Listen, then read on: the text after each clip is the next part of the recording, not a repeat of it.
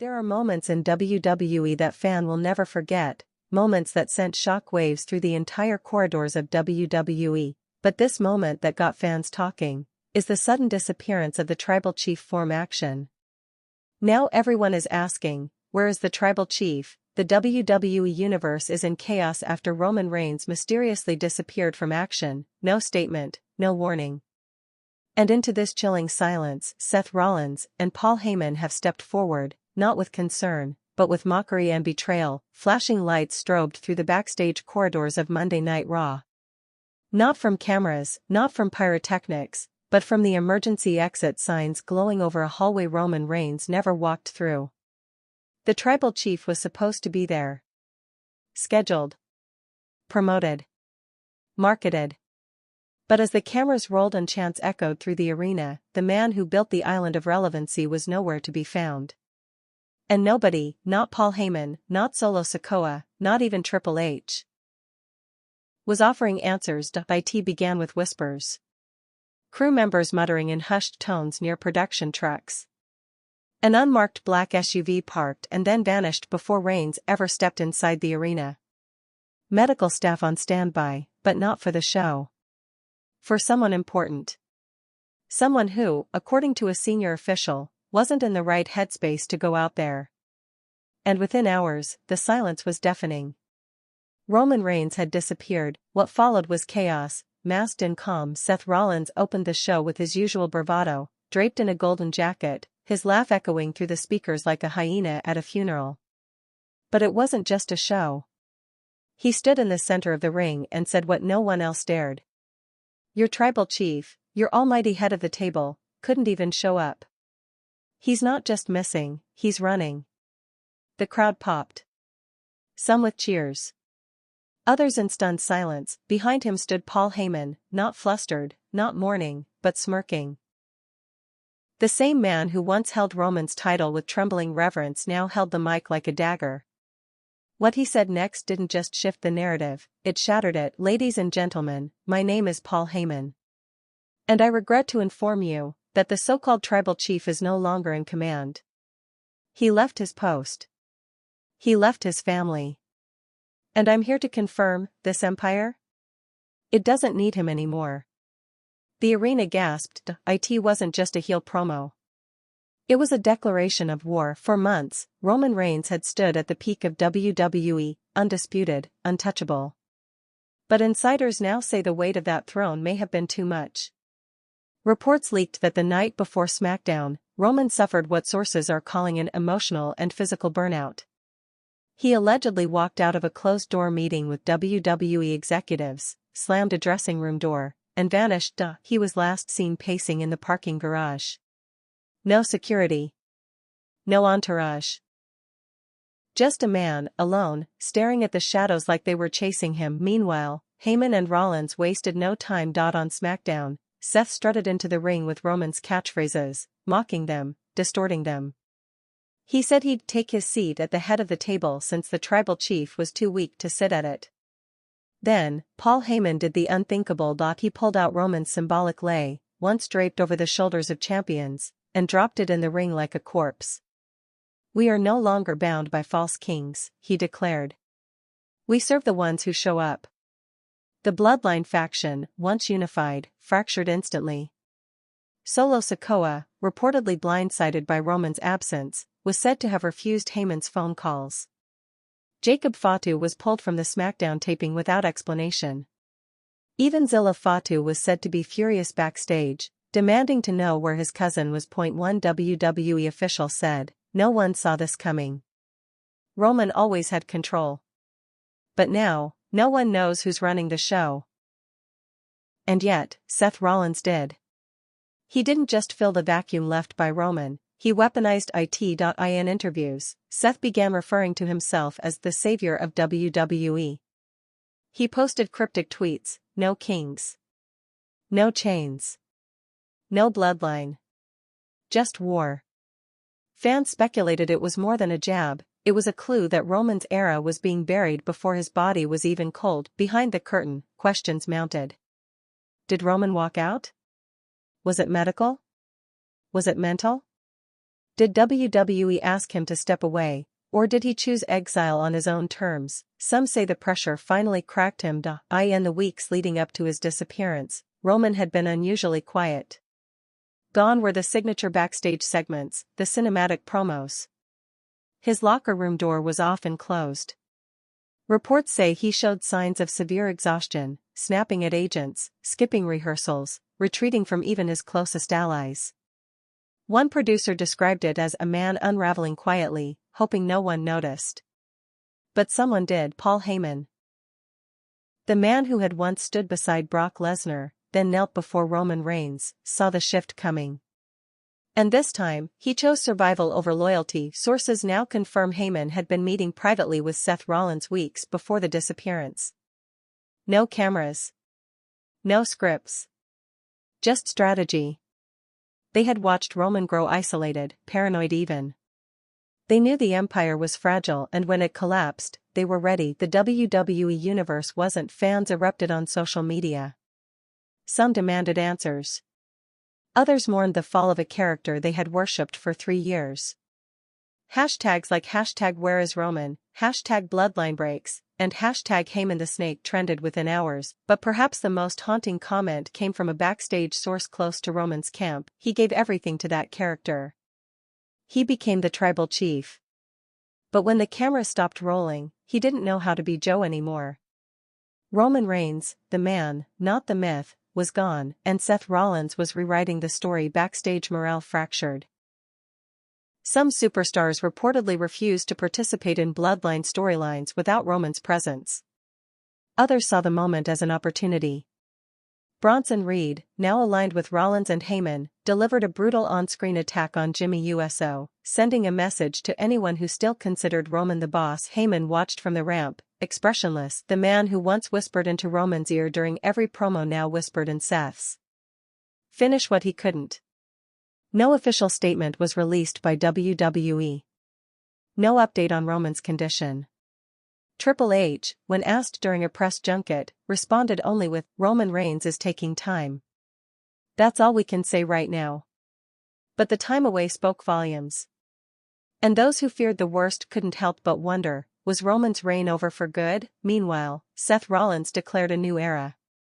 Not the tribal era. The Revolution era. He burned the island of relevancy to ash on Raw, literally. A flaming pyre was brought out as a prop, and Roman's leather gauntlet was thrown into the flames. Seth stood beside it, eyes wild. "May the old gods burn," he said. "And may the new kings rise." In that moment, the WWE world turned upside down, and yet, a silence remains. Attention. Like the eye of a storm waiting to roar back to life, because those who know Roman Reigns know this: he doesn't run. He retreats. He plots. He punishes, and when he returns, if he returns, the retribution may be biblical, but until then, the throne is empty, the crown is mocked, and the war has already begun. But what no one could have predicted was how quickly the mocking would spiral into full-blown sabotage. On the following episode of Raw, Seth Rollins stood center ring, but he wasn't alone. Behind him, flanked like a war general with lieutenants, stood Bronson Reed, J.D. McDonough, and a returning Austin Theory. Men who had once played supporting roles now cast as ruthless enforcers in Rollins' twisted new regime. At his side, Paul Heyman, suited, smug, and silent, carried an object beneath a black cloth. When the moment was right, he stepped forward, placed the cloth on a table, and pulled it away. It was Roman Reigns' Universal Championship belt, but it was defaced, spray-painted with the word, "Coward." The audience roared. Some booed. Some gasped.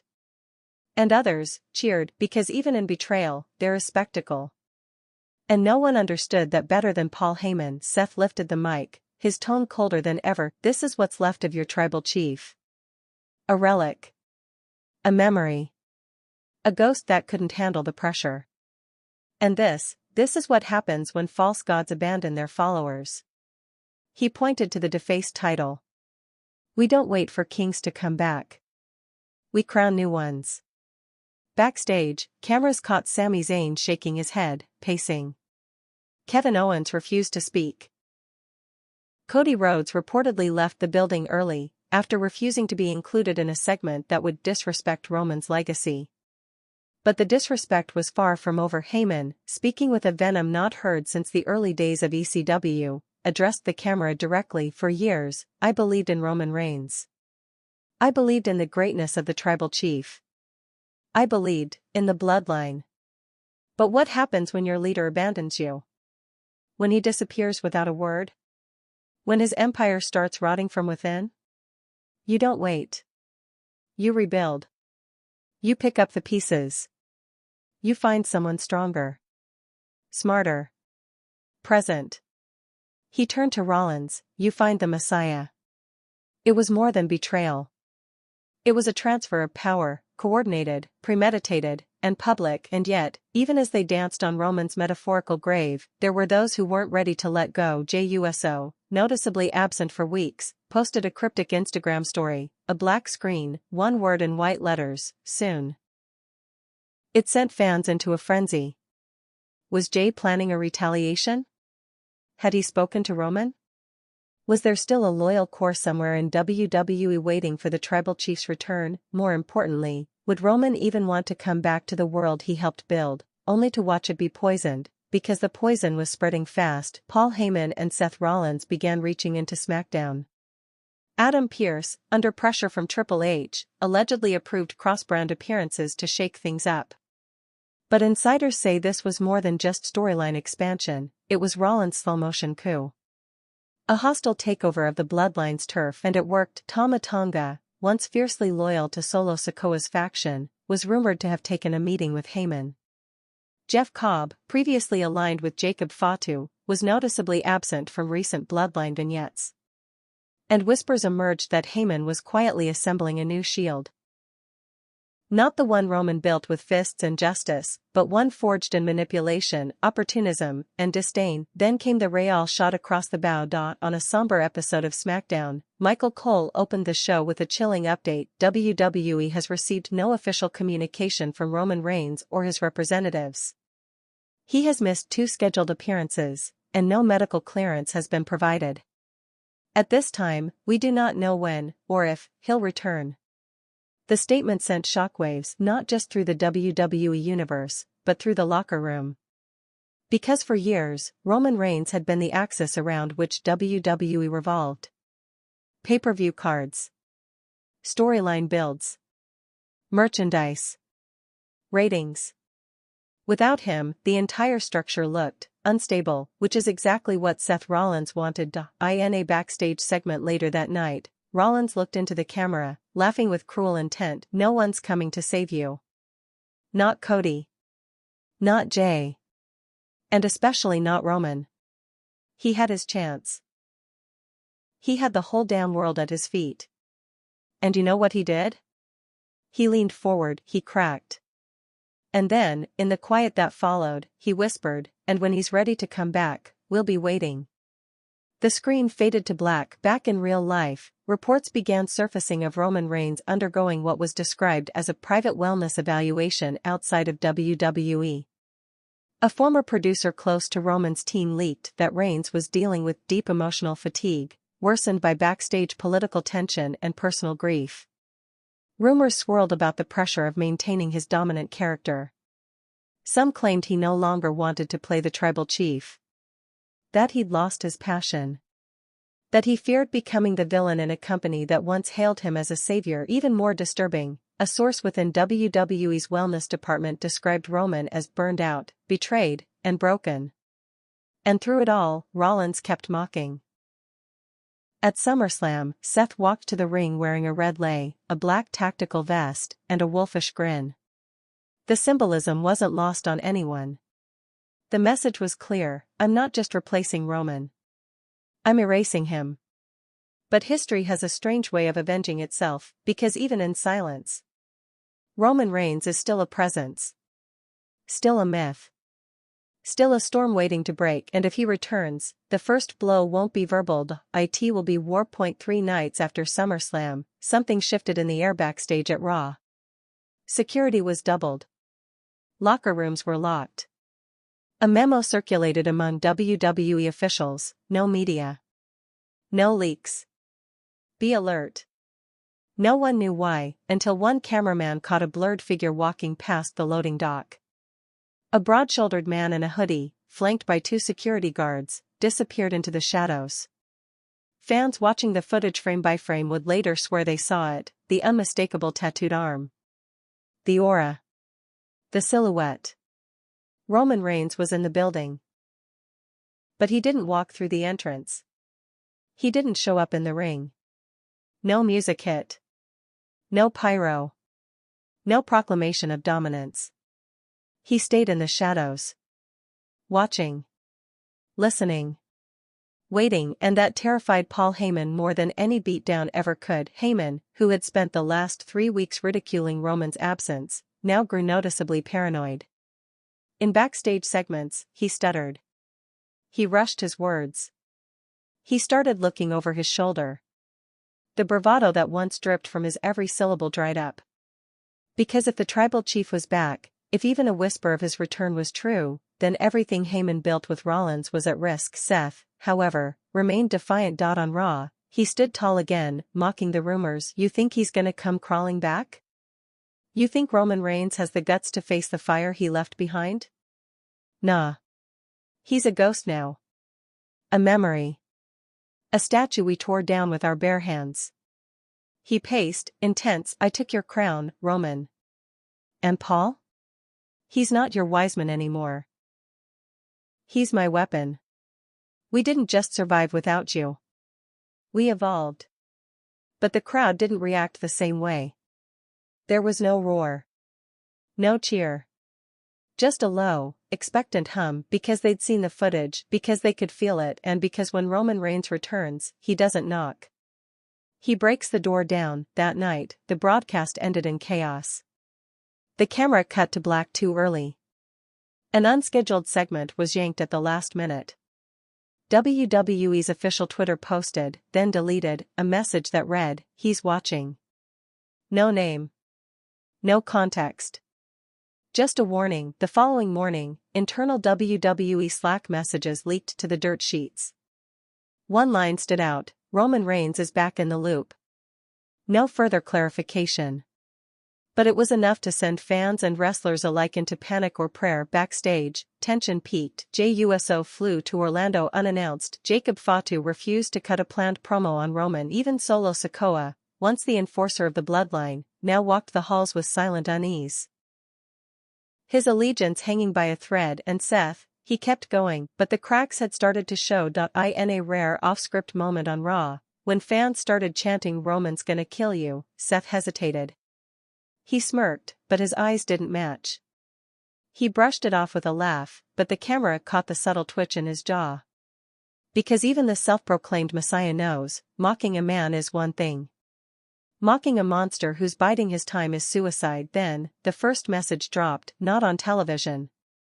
Not online, but inside the locker room. A folded piece of paper was found taped to the inside of Seth Rollins' locker. It read, "Tell the Wiseman, blood remembers." No signature. No fingerprints. Just a smudge of red, blood, paint, or ink. No one could confirm. Paul Heyman found out before the second match of the night. A crew member said he turned white, dropped his mic, and disappeared into Vince McMahon's old office for nearly an hour. When he emerged, he called a meeting. And that meeting, according to reports, ended with 2 chilling words, "He's coming." By the time SmackDown aired that week, WWE was no longer in control of the story. Roman Reigns had become a specter, unseen but omnipresent. Like the eye of a hurricane circling closer with every passing hour. The commentary team refused to mention his name. His merchandise quietly vanished from the stands. His theme song wasn't played. But in the shadows of every segment, fans waited. They searched the crowd. They watched the tunnel.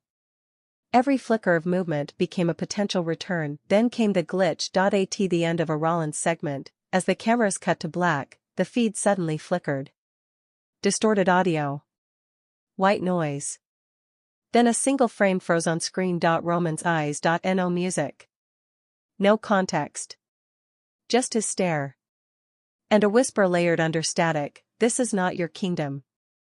Within minutes, social media erupted. WWE deleted the footage, but it was too late. The image was everywhere. Fans clipped it, analyzed the whisper, broke down the pixels. Roman Reigns hadn't spoken. But he had sent a message. He hadn't disappeared. He had gone underground, and now, he was hunting. The next week, Seth Rollins didn't appear on Raw until the final segment. He walked slower. He laughed less. And when he picked up the mic, his voice carried a tremor only the most devoted fans could detect. "I'm not afraid of ghosts," he said, more to himself than anyone else. "You had your shot, Roman. And you lost it. The bloodline is broken. The kingdom has moved on." The lights flickered again. This time, the whisper was clearer, "Then bleed for it." The screen faded to black, the camera crew scrambled, Heyman froze. And the days that followed, WWE headquarters locked down internal creative documents. Roman Reigns' name was listed on Survivor Series promotional material, then removed. Insiders claimed he was negotiating new terms, not for a return, but for a reckoning. He didn't want TV time. He wanted a purge, and Rollins, he finally stopped laughing, because even a messiah knows when a god is returning, and this god, he's not coming for redemption. He's coming for blood. The final act didn't start in an arena. It started backstage, far from the lights, far from the ring. A camera caught what was supposed to be a routine walk and talk segment with Paul Heyman. But something was off. The usual smile? Gone. The voice? Shaky. His words were laced with a nervous tremor as he tried to spin yet another narrative, this time about strength through change and letting go of the past. Then, silence, from behind him, an echoing footstep. Point 1. Then 2. He froze. The microphone dipped slightly, the cameraman's hands visibly shook, and then the screen glitched again. The same static. The same sound design that had haunted WWE for weeks. And this time, instead of Roman's face or eyes, it was the Bloodline logo, shattered. Followed by one line, written in deep red text, "I never left. You turned your back." Then, the screen cut to black. No outro. No theme song. Just stunned silence from the broadcast team. Backstage chaos ensued. Heyman, reportedly, stormed out of the taping before the main event. Seth Rollins called an emergency meeting with production. And Triple H? He canceled a full segment slated for Judgment Day just to make room for what insiders called a safety protocol discussion. Because it was no longer just a story. It was a rebellion. In the days leading up to Survivor Series, WWE went into full PR lockdown. No media appearances. No press scrums. Every reference to Roman Reigns was removed from social media headers, then re-added days later. With a cryptic image of a crown cracked in half. The tag? Hashtag long live the chief. But no one was laughing now, not even Seth Rollins, especially not Seth Rollins, because despite all the promos, all the mockery, all the dominance, he hadn't been sleeping. Sources from inside his locker room confirmed it. He'd arrive early, leave late, and refuse to speak to anyone about the return. The laugh? Gone. The showman? Hollow, because deep down, he knew this wasn't a comeback, this was a hunt, and it was about to reach its apex. Survivor Series, Chicago. The crowd was electric, buzzing with rumors that had spiraled into prophecy. Main event, Seth Rollins, Bronson Reed, Austin Theory, and J.D. McDonough, collectively dubbed The Reclamation, versus Cody Rhodes, Sami Zayn, Kevin Owens, and a mystery partner. The match was chaotic. Brutal. Everyone gave their all. But it wasn't about the in-ring performance anymore. It was about the moment. Because just when Rollins had isolated Cody in the corner, ready to land the final curb stomp, the lights cut out, the crowd erupted. The single spotlight hit the entrance ramp, and there, drenched in shadow, stood Roman Reigns. No music. No fire. Just presence, hair tied. Tactical vest replaced with a black hoodie. No title. No lay.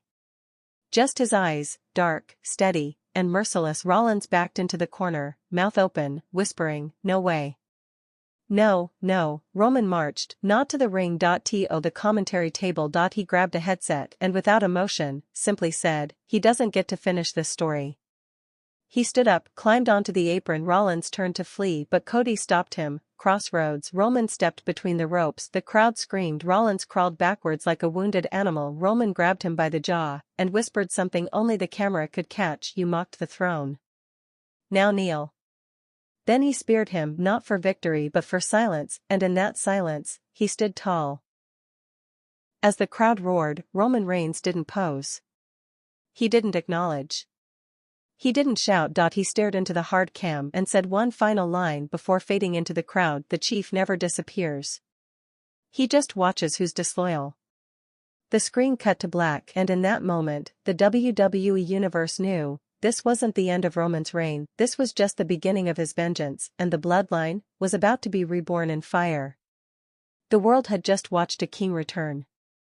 But this time, there were no coronations. No celebratory chants. No declarations of "acknowledge me." There was only the quiet before the reckoning. Roman Reigns didn't stay for the pin. He didn't pose with the babyfaces. He didn't celebrate with Cody or fist bump Kevin Owens. The moment Seth Rollins lay motionless, speared to the mat with a vengeance that spoke louder than any promo ever could, Roman vanished into the crowd, not into the ramp, not backstage, into the people, hood up, head down. And yet, every single camera tracked him like a ghost escaping a cathedral of betrayal. Triple H reportedly ordered all backstage footage of Roman's exit to be erased. Only the hard cam's feed was preserved. Why? Because what followed was something even WWE didn't anticipate. Silence. No tweet. No appearance on Raw. No backstage leaks. Just silence, and that silence? It spread like a virus through the locker room. Paul Heyman refused to be seen publicly. For days after Survivor Series, his private jet logs were redacted. His dressing room was locked. And when he was finally spotted at WWE headquarters, his hands were shaking. A production assistant who brought him coffee said it bluntly: he looked like he'd seen a ghost. Because he had not the ghost of Roman Reigns the champion, but Roman Reigns, the judge, returned to decide who was loyal, and who was dead to him. The next week on Raw, Seth Rollins didn't open the show. He didn't close it either. He wasn't there. WWE officials claimed he was recovering from minor injuries, but those close to the situation knew better. The Messiah had fallen from his perch, and in his place, fear had crept in. Meanwhile, SmackDown took on a strange, almost sacred atmosphere. The Bloodline locker room, once lively, arrogant, untouchable, was now treated like a crime scene. Jacob Fatu returned to programming, but said nothing. Solo Sikoa appeared in a backstage segment, but didn't smile. Even Jimmy Uso, once the most vocal hype man in the family, kept his head on and eyes low. There was a sense that something was coming, and no one knew who would be caught in its path. But the ones who feared the most were the ones who mocked the loudest. Paul Heyman, at long last, emerged on Raw the following Monday. He walked alone to the ring, his posture hunched, his tie askew, his voice cautious. He cleared his throat. But before he could speak, the chants began: "You sold him out. You sold him out." Heyman looked down, blinked, gathered himself, then spoke: "For years, I served at the right hand of greatness. I stood beside a conqueror, a tribal chief, a dynasty of power. And yes, I admit, when that greatness vanished, I questioned everything." He paused, but when I looked in the mirror, I didn't see betrayal. I saw survival. The crowd booed harder. Paul continued, this time his voice trembling, "But even I must admit," he looked into the camera, "I never should have doubted him." The lights in the arena dimmed. On the Titantron, static began to rise. And then, a new symbol emerged, not the old Bloodline logo, not the tribal crown.